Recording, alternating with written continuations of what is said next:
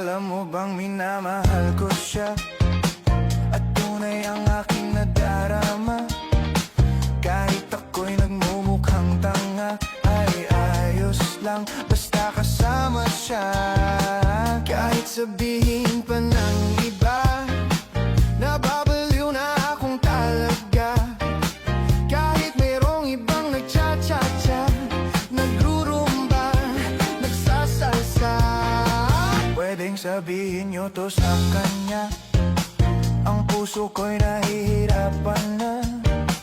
Ano pa ba ang pwede kong gawin na uubra upang maakit siya? Palagay kaya ako ng tato, magpatubo ng balbas sa nguso, magpalaki ng muscle sa braso, magpadagdag ng puwet kay belo. Buksan mo, papasukin